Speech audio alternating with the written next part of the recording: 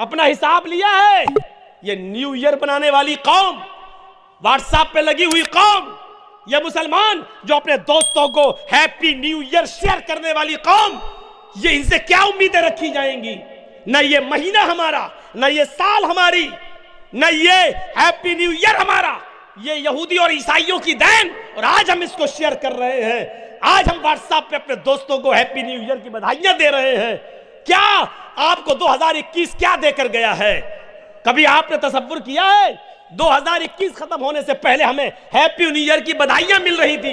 इसी 2021 ने हमें CAA दिया है। इसी ने हमें हमारे मुसलमान भाइयों को एक तरफा गोलियों से उड़ाया गया है। लखनऊ की सरजमीन पर, फिरोजाबाद की सरजमीन पर, इसी CA और NRC के चक्कर में दिल्ली में फसाद हुए हैं, झगड़े हुए हैं। किस मुंह से और किस तरीके से आप व्हाट्सएप पर शेयर करते हो happy new year, happy new year, happy new year?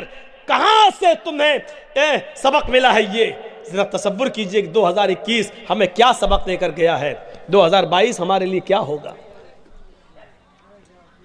हमने कभी इसका जायजा लिया है? क्या कभी हमने अपनी औलाद का हिसाब लिया है? हिसाब जिंदे लेते हैं, मुर्दे नहीं। मैं ये नहीं कहता हूं कि तुम्हें गुस्सा नहीं आना चाहिए, गुस्सा आना चाहिए। वो मौलवी और होंगे जो कहते हैं गुस्सा हराम है। अगर गुस्सा हराम होता तो हजरत उमर को कभी गुस्सा नहीं आता। गुस्सा हराम होता तो अल्लाह के रसूल गुस्से में उनकी आंखें लाल नहीं होती। गुस्सा हराम नहीं है। नाजायज बात पर गुस्सा आना यह हराम है। जायज बात पर गुस्सा आपको आ सकता है, आना चाहिए। अल्लाह के नबी ने फरमाया, कभी कभी मुझे गुस्सा आता है, मैं महसूस करता हूं कि बिलाल से कहूं कि अजान दो, किसी को इमामत के लिए खड़ा करूं, और मैं गांव में, शहर में, बस्ती में, मोहल्ले में और समाज में घूम के देखूं कि कौन अपने घर में बैठा हुआ है, कौन अपने घर में सो रहा है, कौन है जो मस्जिद की तरफ नहीं आ रहा है। और दिल करता है कि मैं उनके घरों को आग लगा दूं। अगर ये मवेशी ना होते, ये 4 पैर वाले जानवर ना होते तो मैं ऐसा करता। गौर कीजिए, गुस्सा आया, गुस्सा आना चाहिए। आपकी बीवी नमाज नहीं पढ़ती और आपको खाना बना के खिला रही है, आपको गुस्सा आना चाहिए। आपकी बेटी 12 बजे रात तक मोबाइल चला रही है, आपको गुस्सा आना चाहिए। आपकी बेटी साइकिल लेके अकेले स्कूल जाती है और अकेले स्कूल से वापस आती है, 12 बजे स्कूल की छुट्टी हो जाती है, वो 2 बजे पहुंच रही है, आपको गुस्सा आना चाहिए। आपका बेटा 1.5 GB 2 GB रोज नेट खर्च करता है, किसमें खर्च कर रहा है, कहां इस्तेमाल कर रहा है, इसको आपको गुस्सा आना चाहिए। कौन कहता है कि गुस्सा नहीं आना चाहिए? हिसाब जिंदे लेते हैं, मुर्दे नहीं। लेकिन वो बाप क्या हिसाब लेगा जो खुद बेचारा डूबा हुआ है?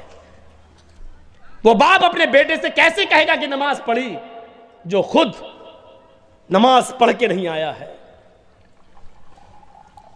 हम तसव्वुर करें किस माहौल में हम रह रहे हैं, किस समाज में हम रह रहे हैं। ये समाज हमें किस बात की इजाजत देता है? अभी एक लड़का एक लड़की को लेके भाग जाए आपके इलाके से, आपके यहाँ चलता है सरदार गांव का कौन है, मुखिया कौन है, सरपंच कौन है, चलता है ना? अभी देखिएगा एक लड़का किसी लड़की को लेके भाग जाए, पंचायत बैठ जाएगी। 8 दिन 10 दिन के बाद लौट के आए, गांव में पंचायत बैठेगी, मुखिया आएगा, सरपंच आएगा, सरदार बैठेगा। क्या होगा? लड़की वाला कहेगा साहब ये लड़का ले गया, मेरी लड़की मुंह दिखाने के लायक नहीं रही, अब कौन करेगा शादी? और लड़की के बाप के बहने वाले आंसुओं को देखकर सरदार फैसला सुनाएगा, सरपंच फैसला सुनाएगा, मुखिया फैसला सुनाएगा। लड़के वाले 2 लाख रुपया लड़की वालों को दें, 4 लाख रुपया लड़के वाले लड़की को दें, क्योंकि उसकी इज्जत बदनाम हो गई। अरे गांव के मुखिया और गांव के सरदार, ऐसा फैसला कराने से पहले तू मर क्यों नहीं गया? भाई लड़का और लड़की दोनों भागे थे ना, तो सजा सिर्फ लड़के को क्यों दे रहे हो? लड़का उस लड़की को लेने घर तो नहीं पहुंचा था, चल निकल चल चलिए भागा। लड़का घर से जबरदस्ती तो लेके नहीं गया था। लड़के ने तो मोबाइल पर सिर्फ इतना कहा था, आ जाओ सिलीगुड़ी मिलेंगे। लड़के ने मोबाइल पर इतना ही कहा था, आ जाओ अलीपुर द्वार स्टेशन पर। यहां से निकल चलेंगे। लड़की तो पैसा वैसा लेके फरार हो गई, तो मोबाइल तो तूने दिया था लड़की को, फिर ये फैसला ये कैसा कि 2 लाख 4 लाख 5 लाख रुपया लड़का लड़की को दे? ये मुखिया नहीं है, ये सरपंच नहीं है, सरदार नहीं है, कयामत के दिन इसको जहन्नम के तह में डाला जाएगा। ये फैसला करते हो तुम? जबकि जिनाकारी की बुनियाद लड़की की तरफ से होती है, लड़के की तरफ से नहीं। लड़का शुरुआत कर सकता है, लेकिन जब तक लड़की नहीं चाहेगी जिना नहीं होगा। मेरे सामने बहस हो रही थी कोर्ट के अंदर, मैं मौजूद था।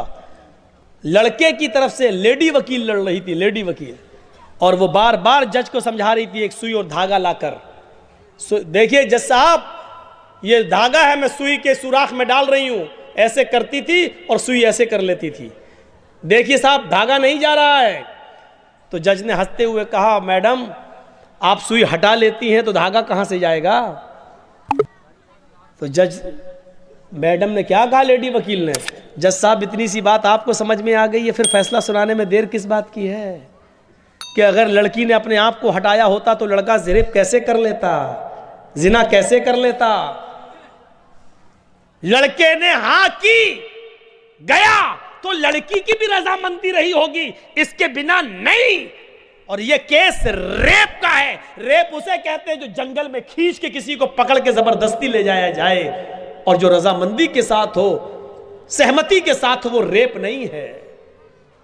अगर लड़कियां अपने आप को रेप से, जिनाकारी से बचाना चाहें तो किसी की हिम्मत नहीं है कि कोई जिना कर सके। लड़का अगर किसी लड़की को भगा के ले जा रहा तो लड़की की रजामंदी है, और फिर फैसला होता है लड़के के सजा में कि ये दे। कुरान लड़की को मुजरिम करार देता है, अज़्ज़ानियतु वज़्ज़ानी फजलिदू कुल्ल वाहिदिम मिनहुमा मियता जल्दा।